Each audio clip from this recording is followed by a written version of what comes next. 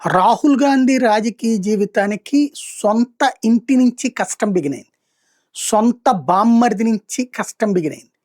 ఎవరైతే ప్రియాంక గాంధీ వాద్రా భర్త రాబర్ట్ వాద్రాకి రాజకీయ ఇంటెన్షన్స్ ఉన్నాయి. అందుకోసమే చేసుకున్నాడు ప్రియాంకని. దాన్ని ఇప్పుడు ఎక్స్‌పోజ్ చేసుకొచ్చేసాడు. నంబర్ 1 మా ఆవిడ ప్రధాని కావాలని ప్రజలు కోరుకుంటున్నారు. నంబర్ 2 నేను రాజకీయాల్లోకి రావాలని కోరుకుంటున్నారు. ఈయనేమన్నా పెద్ద పుడింగా రాజకీయాల్లోకి రావాలని ఈయన కోరుకోవడానికి. ప్రియాంకని కోరుకుంటున్నారంటే ఒక అర్థం ఉంది. పోనీ కాంగ్రెస్ వాళ్ళు ఏదో కోరుకుంటున్నారులే, ఇందిరాగాంధీ ఫీచర్స్‌తో ఈ మధ్యన ఆవిడ హెయిర్ స్టైల్ అన్నీ మార్చుకుంది కాబట్టి ఒకప్పటితో పోల్చుకుంటే గనక. కాబట్టి ఏదో కోరుకున్నారు కాంగ్రెస్ వాళ్ళు అంటే ఒక అర్థం ఉంది. రాబర్ట్ వాద్రాని ఎందుకు కోరుకుంటారు? ఇంకా ఈ కుటుంబాల దరిద్రం పోలేదనినా? అంటే ఏంటి, ఇప్పటికి రాహుల్ గాంధీ వరుస వైఫల్యాలు. 14లో వైఫల్యం, 19లో వైఫల్యం, 24లో వైఫల్యం, 3 సార్లు వైఫల్యం. పోనీ 24లో కొంత ప్రతిపక్ష స్థానం వచ్చిందని సంబరపడదాం అనుకుంటే ఈలోపు జరిగినటువంటి ఢిల్లీ ఎన్నికల దగ్గర నుంచి, మహారాష్ట్ర ఎన్నికల దగ్గర నుంచి, బీహార్ ఎన్నికల దగ్గర నుంచి వరుస పతనాలు. కాంగ్రెస్ పార్టీకి అసలు ఉనికి ఉంటుందా లేదా అన్నటువంటిది.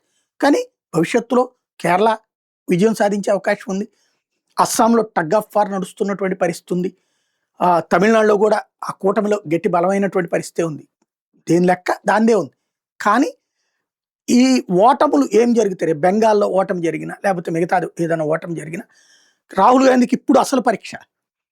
రేపు కనుక బెంగాలు తర్వాత కేరళ క్రిందటిసారి గెలపడం గ్యారంటీ అనుకున్న చోట ఓడిపోయింది.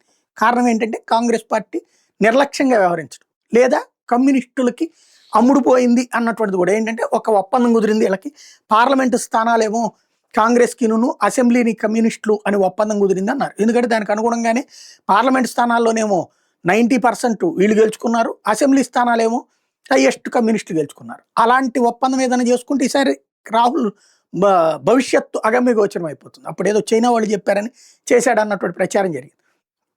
శాంతం భవిష్యత్తే అగమ్యగోచరం అయిపోతుంది. ఇప్పుడు ప్రియాంక రెడీ అయిపోయింది ప్రధానమంత్రి పదవికి.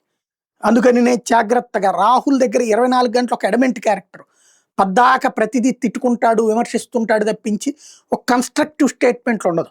అబద్ధాలని అసువుగా మాట్లాడుతుంటాడు. ప్రియాంక వచ్చేటికి ఒక స్ట్రాటజీ పాటిస్తుంది, కొంత హుందాయతనం. మొన్న ఇది మంత్రులతో మర్యాదగా మాట్లాడడం, ప్రధానమంత్రి కలవడం, ఇది రాహుల్ గాంధీ చేయడు.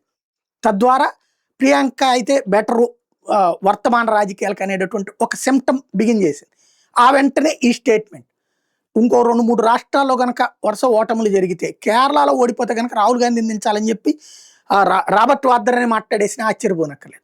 ఓవరాల్గా నెక్స్ట్ ఎలక్షన్స్లో కనుక ఓడిపోతే 2029లో గెలవడం అయితే కష్టంగానే ఉంది. ఓడిపోతే కనుక ఇక రాహుల్ని పక్కన పెట్టి ప్రియాంకని ప్రధాని అభ్యర్థిగా ఓపెన్గా అవసరమైతే ఆమె ప్రకటించుకున్నా ఆశ్చర్యపోనక్కర్లేదు. ఆయనే దేశవ్యాప్తంగా PR ద్వారా ఆ పని చేయించినా ఆశ్చర్యపోనక్కర్లేదు.